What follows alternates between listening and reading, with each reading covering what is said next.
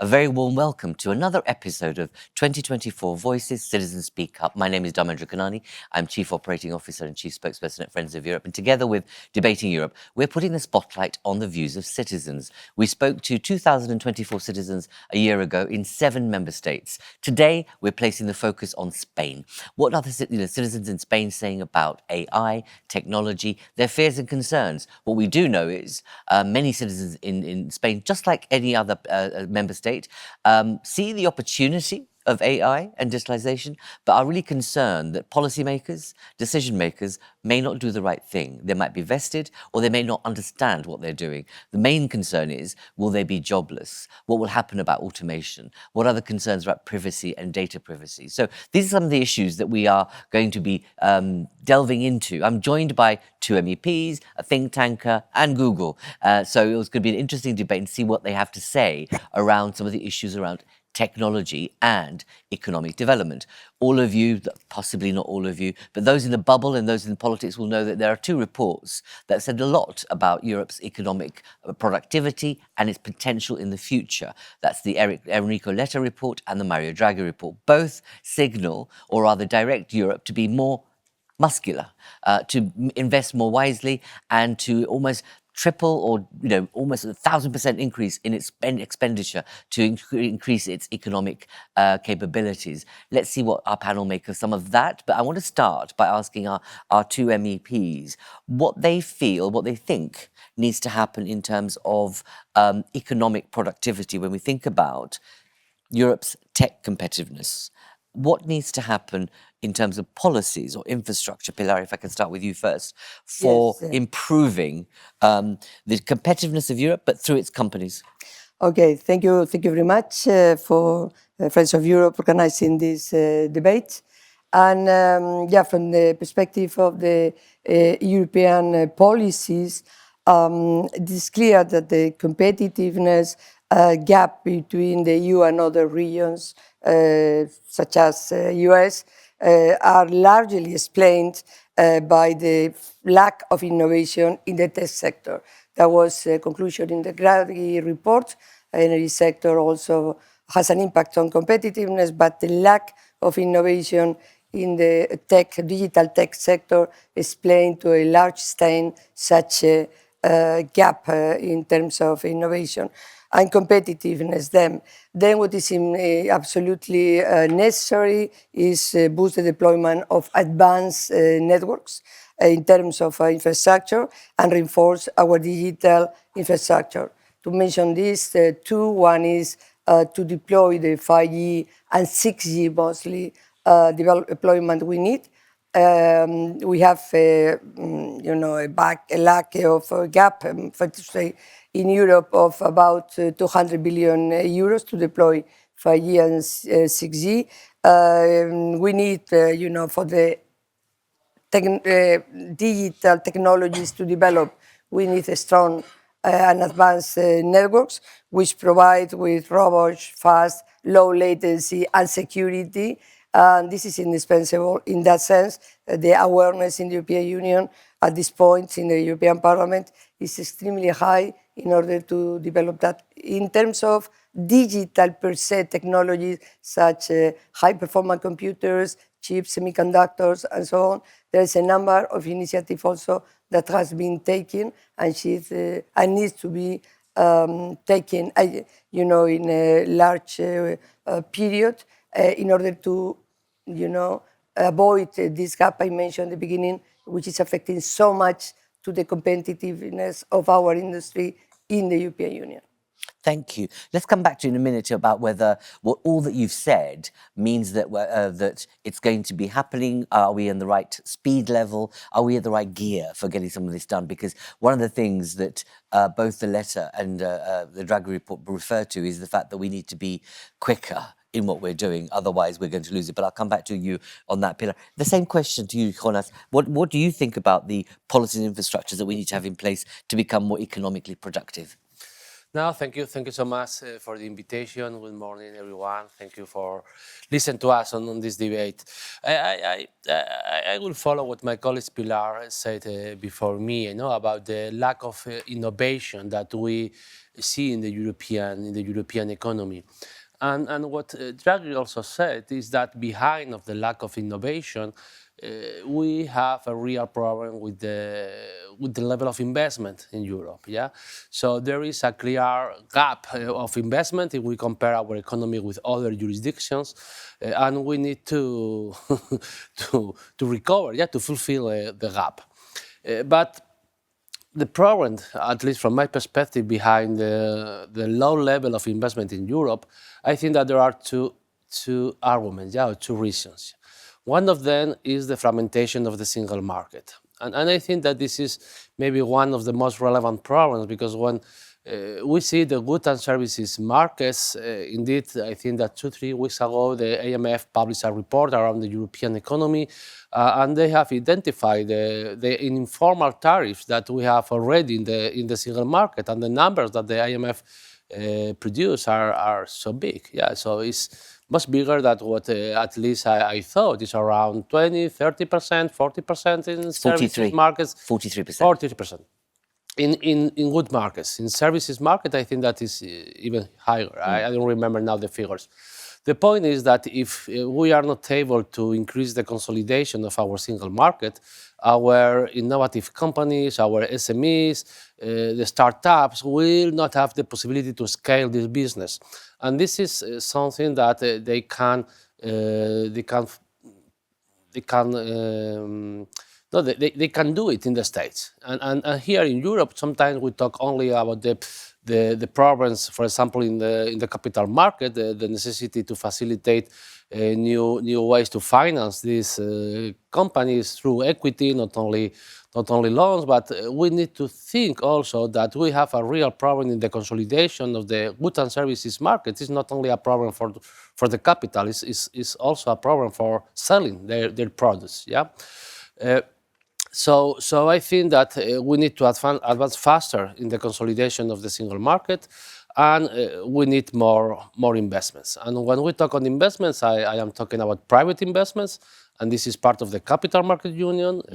This is another way to consolidate, to reduce the fragmentation of our capital markets, and of course, it's also about public investment. In the last few years, we had in our hands the money from the Next Generation EU. But now, first, we need to finalize the negotiations to see how we are going to repay the debt that we issued during the last mandate. And I am sure that we have to debate during this mandate new instruments to have at European level to increase also the public investment, because we cannot rely only on member states. We have some fiscal rules that we need to apply to member states. Member states have high debt, so we need, I think, a clear way from the public sector to invest more through Europe. So if I have to summarize what I need to do to boost productivity, to reduce the gap of innovation and investment that we suffered in Europe, I think that we need to advance more in consolidation of the single market, and keeping in place some tools similar what we had during the last few years through the Next Generation EU. Indeed, and thank you for making the reference to the single market, because it's true, the IMF report would suggest there is not really a single market in place in Europe.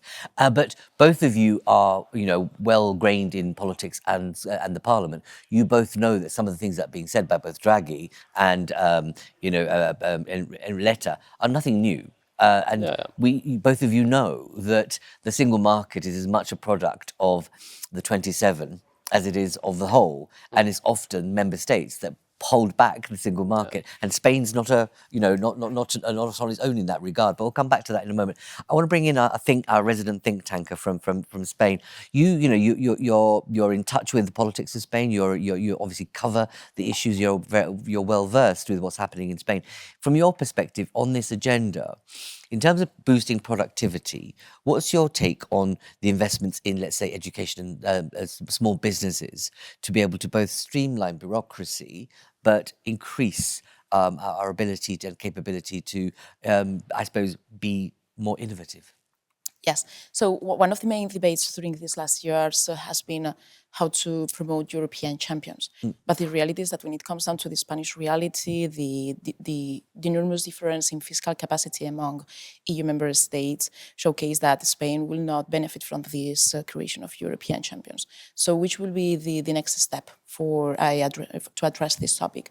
First of all, when you look at the public investments that are being created by the European Union, you have the case of STEP, of the Strategic Technologies for Europe platform, and actually this week it has been announced the first list of 130 projects, and the idea is to foster technological verticals for both large corporates but also small and medium-sized companies with two criteria. First of all, to reduce the strategic dependencies from third countries, and second, to make sure that the innovation is disruptive.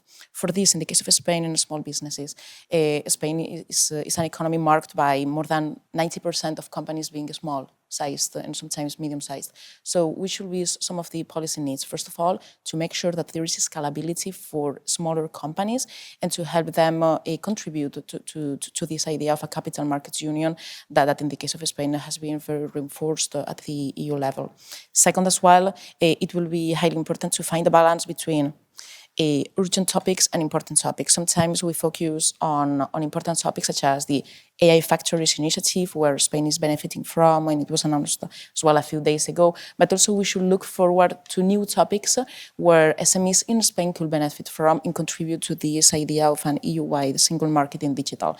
I'm thinking, for example, of semiconductors, of deep technologies, where the basic science and research in Spain is highly important, and how you could commercialize it into practical, viable and feasible products in the European market. So I will say that in terms of investments, still you need to support public investments, but at the same time, private funding to provide this comprehensive approach to scalability of smaller companies. And then in terms of streamlining bureaucracy, this year there was a report called Scale Up Ecosystem in Spain 2024, and 61% of scale-ups argued that administrative burdens were one of the main, if not the first barrier for them to grow. There have been several initiatives in Spain on how, for example, the stock market exchange in Spain could embed startups that can become scale-ups and help them grow by injecting more funding into them, because otherwise we can have in Spain a good ecosystem of companies in different tech verticals, but if you don't give them the funding, you will lag behind compared to other EU countries. To be frank, that's not a Spanish issue. It's an issue across Europe. What we do know is that small to medium enterprises, they get to a certain stage, and if they're innovative, they'll either go to America or somewhere else, because of permitting, because of the lack of bureaucracy, and the ease with which you can scale, and you've got access to venture capital in a way that you haven't in Europe. I mean, what do you want given where you find yourself, given the issues that you've just raised, what should these two politicians do more?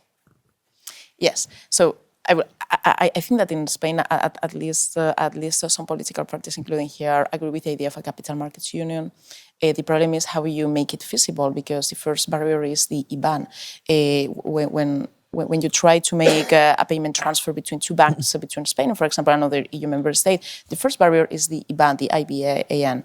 So this is part of one of the administrative burdens that you can face. Mm-hmm. So, but in any case, I will make sure that every time there is, for example, public funding through public agencies in Spain that give money to smaller companies, once they grow up, they get paid and they get contracted by US companies. And this is one of the ideas where, at least in my humble opinion, the Spanish policymakers should make sure that companies stay in Spain or in Europe in general, because mm-hmm. otherwise they stop being both European and Spanish. Mm-hmm. So I will make sure that every time you give public funding to companies, for example, through some agencies, they can stay here. And this is also the right to stay that. What we have, I'm going to move to Google in a second, but what we do know that in Spain, especially in the kind of southeast and the southwest, many of the globals are moving into that area because it's cheaper labor force. Labor supply is high,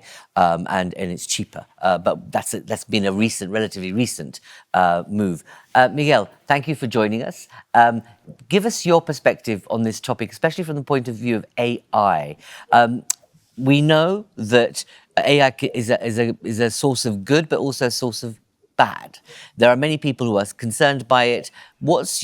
How can AI be leveraged to boost economic productivity, whilst I suppose assuaging the concerns of citizens and people that they won't lose their jobs and they won't become redundant?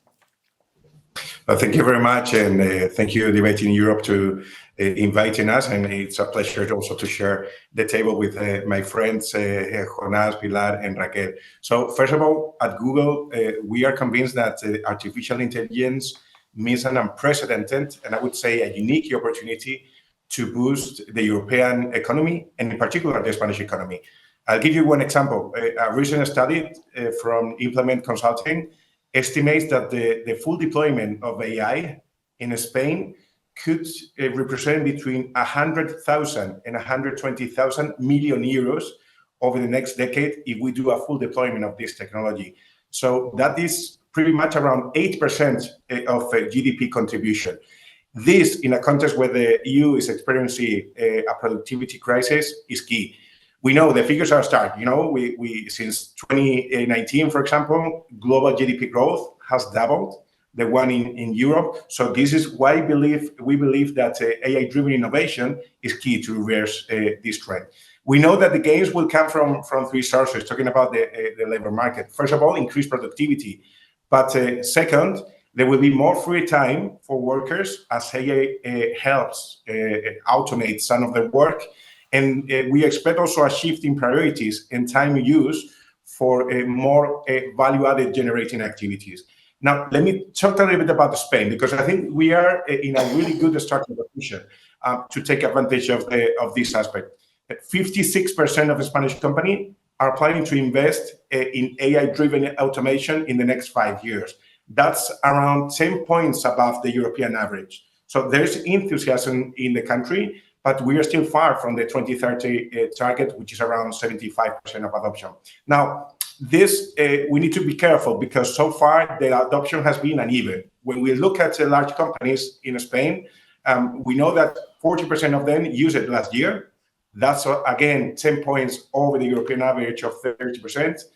However, if we go to the SMEs, we see that the adoption has been slower and probably limited due to limited resources and knowledge. Raquel was talking about 90% plus country of SMEs, but when we talk about employment, SMBs represent around 67% of employment. So it is key to have SMBs in the AI revolution.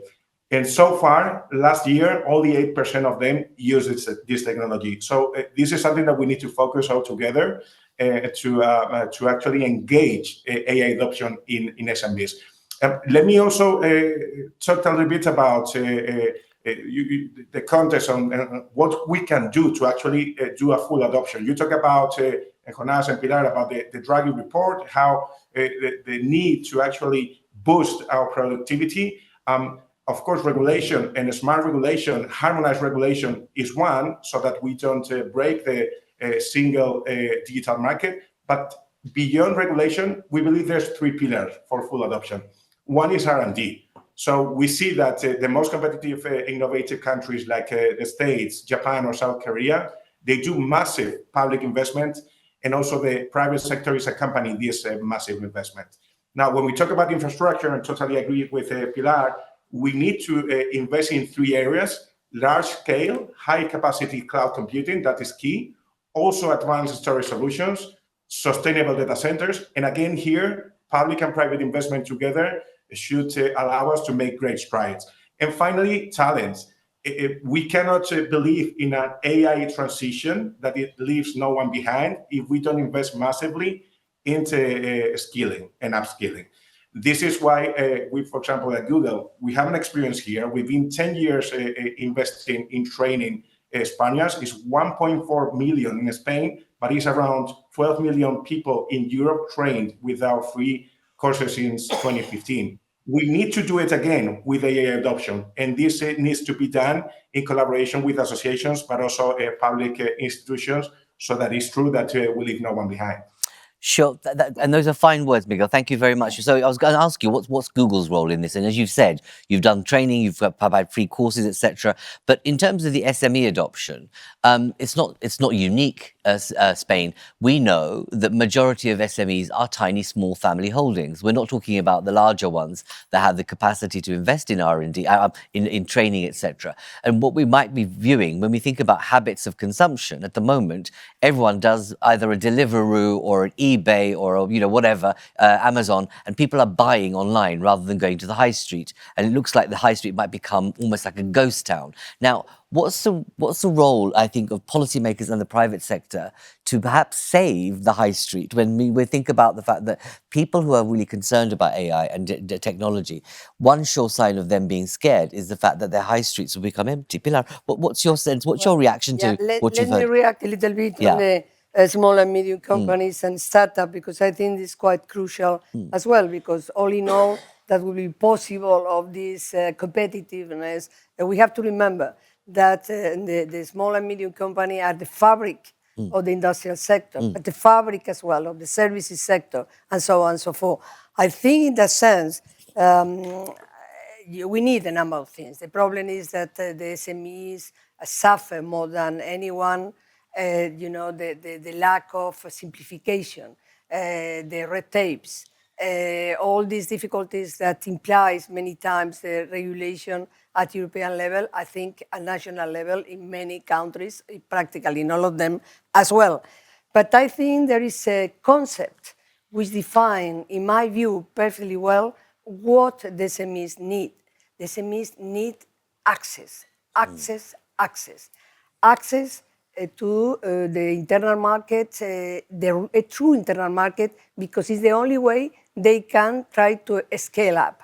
Access to infrastructure, being electronic communication infrastructure, being digital per se infrastructure, the computers, the chips, the semiconductor, and so access, to all those elements that they needed for really be competitive. Access to the union or capital market. I mean, the capital market, the access to the capital is essential for them. So you can summarize in access, and then you find the ways why you open it and you clean it, then the SMEs can circulate much better in a way to be competitive in the European Union. Pilar, we're going to have a T-shirt. We're going to have access. Yeah, and SMEs. I think the idea was born here. Let's do that. What's your take on this, Jonas? No, I agree with our colleagues say. Yeah, as I said at the beginning, I think that at least from a macro perspective, what the debate is how we are able to advance in the consolidation of the single market in the different products or services. If we are talking about the necessity to increase the scale of the SMEs, is the single market. If we are talking to facilitate new financing ways to the SMEs, we are talking also on single market. Indeed, when we talk around the red tape or the administrative burden, I think that here we need to differentiate, at least from my perspective, the administrative burden that we already have from the national regulations and the European ones. Because if we really want to create European markets, we need European regulation. The markets don't create by themselves. We need rules, So I think that even though it's clear that we need to streamline the regulation and we need to review some regulation that we already have in our legal system, I think that most of the work that we need to do is more at national level, because most of them are national barriers which are impeding a real consolidation of the single market. And around the effect of the AI, we saw many revolutions in history, in the economic history, and I'm sure the IIA is one of them. We know that this new technology promises us an impressive increment of the potential growth of our economy, and this is something that we need to face. We need to advance. We need to implement these new technologies in the economy, and we need to protect, or we need to reduce the risks that always there are. Yeah, of course there are risks if we need to keep no one behind, or if we need to. No, if we really are committed with the social cohesion that this is in the origin of the European Union, but we need to think also the effect on democracy. Exactly. And this is another element we are seeing in the last few days. Some effects on democracy of social networks. AI is another element, and we need to think how we can protect democracy. But what will you, as parliamentarians, do? Will you mirror some of the the von der Leyen Commission? I mean, in terms of point 2 is saying very clearly there'll be an approach to simplification. There'll be an audit of all the regulations to see what's still applicable or not. How will you, as parliamentarians, mirror that process or not? How are you, as a group of parliamentarians, organising yourselves to, I suppose, put into effect some of the things that you know are problems around regulation and the points of access? Well, when the regulation is in place, then you have the opportunity to introduce all these perspectives. In general terms, it's very important, to call the attention to the Commission, because implementation indeed has to be in the first place taken into account or follow-up by the Commission. We in Parliament, the number of tools we have in doing that is just a matter of some decision that we can take, but we have not a structure and in our competences such a perspective in the same manner that the Commission has it. So this term, I think this term that we are facing now, it has many differences with the past. The main difference is that there is an awareness that it is now or never, and tomorrow will be too late. Something. Do you feel that your fellow parliamentarians feel that? We'll see what happens in the end, because there are many actors. One actor is the Commission, another actor is the European institution, for sure, all the economic sectors. But not forget that the main actor are member states. The European Union will be with what its member states want that the European Union be.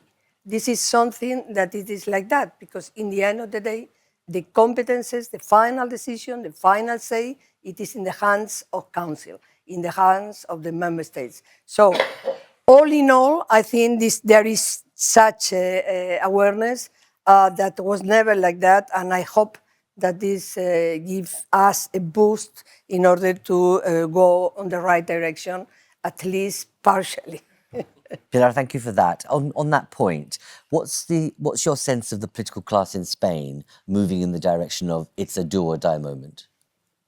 Well, I guess they tried, but beyond that is not the case. You're going to be a politician, No, it's not the case for us right now in 30 seconds to say anything. I mean, in any case, and by the way, everyone probably is trying. No, you saw in that sense.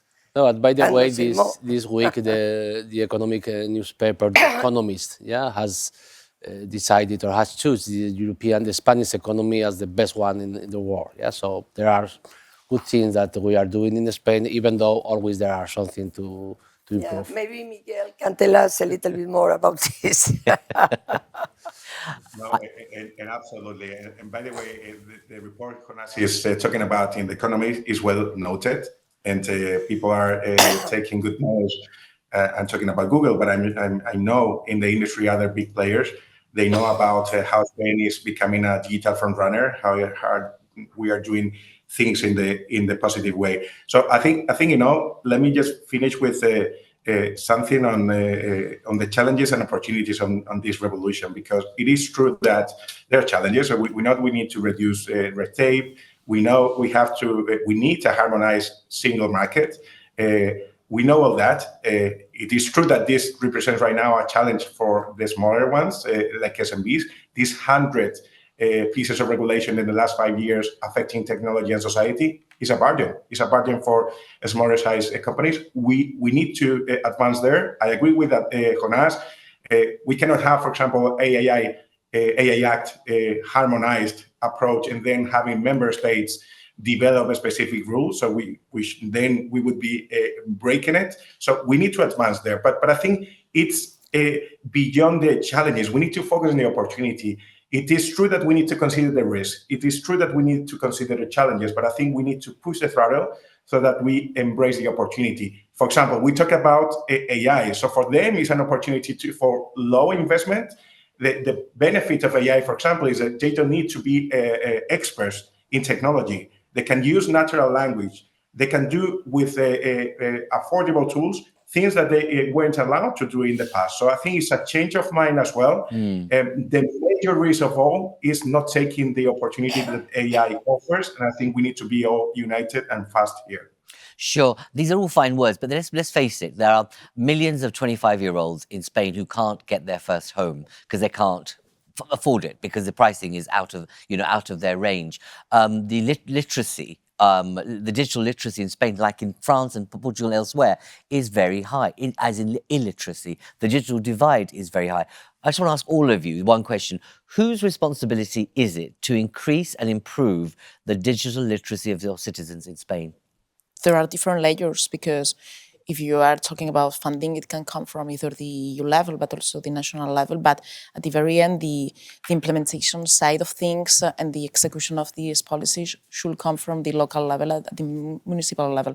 And for this, there's a huge gap as well with the public awareness from local councils on the benefits from the European Union. That's why I think that since the Recovery and Resilience Funds, there was a good opportunity to engage further at the local level with the different associations, not only the local government, but also the associations. And this is similar, for example, for if we are talking about education, how you can bring funding to implement projects at schools, because we are here talking mostly about SMEs, but we should also talk about the future talent. I'm talking about citizens who will, we've just seen in Romania the election being annulled because of disinformation and what's happened to a population as a result. We've seen the impact of disinformation, misinformation on people's behavior. And so the literacy aspect that I'm referring to is, how do people notice and understand that this is misinformation? How do I understand that what's coming on my feed is actually being driven by a bot or by a Russian, for example? Miguel, whose responsibility is it to improve the digital literacy of people? So I think it's a common responsibility. So we believe this has to be done in public-private partnership. So I think the challenge is big enough so that there's no single company, even if it's a huge company, there's not a single country, which is a very important country, to do it itself. So I think it has to be in an alliance. So in the case of Spain, I think the digital agenda foster an alliance on literacy. I think it's starting to do good advancement. Probably what we need to do is double betting on that and be faster. But I think it's a common responsibility also from the school community. I will tell you one good example that we recently did at Google is to train 100,000 minors in digital literacy, but also critical thinking. It's working very well. So it's also about involving the academic community in that effort. It's something that we do all together in alliance, or we won't be able to catch up, actually. Jonas, whose responsibility is it? I agree. I think that this is a shared responsibility. It feels like when you say shared responsibility, who's going to pay? We need to pay together. Yeah. Okay. All right. For the private and private. Last words. Yes, but since I agree with everything that you have been saying on that, but let me put it in another perspective. I think education is per se a value chain. If you contemplate it from the point of view of value chain, you conclude that digital skill has to be present through all the value chain of education, from the very basic one to the top ones. So, and it's a value chain that it is linked to each value chain in each sector of the economy, each industrial sector, service sector, or whatever it is. That means that the society, not only the workforces, but the society such as should have the proper skills to really make possible the digital transformation. you contemplate it and you introduce this view of the education as a value chain per se, I think it's very interesting in order to link to the rest of the, the economic sector and so Very well said. Thank you very I much. agree with Pilar, yeah, but I also agree with Miguel. I think that all of us, we are talking more or less about the same, but I would like to insist that the AI also represents a challenge around the critical thinking, yeah. It's not only about techniques, it's not about technological humanities tools. more than ever. Humanities more than is ever. more important More than ever. Yeah. I'm telling you, I know what I mean. So that's More all. than ever. Thank you very much. That's all we have time for, colleagues. Let us know what you think. Thank you for watching and listening. We have this incredible agreement, but actually, I haven't heard someone say that humanities is more important than anything else for a long time. But how will we make sure that we vouchsafe that when we know that the pace of AI and technological change is outpacing, forgive me, policymakers, and we don't have the same kind of ability to really catch up. But let's hope, as you say, time is of the essence, and people believe and know that actually you need to really catch up and do something more, I suppose, more dramatic if we're going to turn the tide on the generation of young people who are currently growing up on a smartphone. Anyway, that's all we have time. But let us know what you think about this debate. And thank you for watching and listening, and see you again soon. And make sure you tune in for the next episode of Citizens Speak Up 2024. Thank you very much.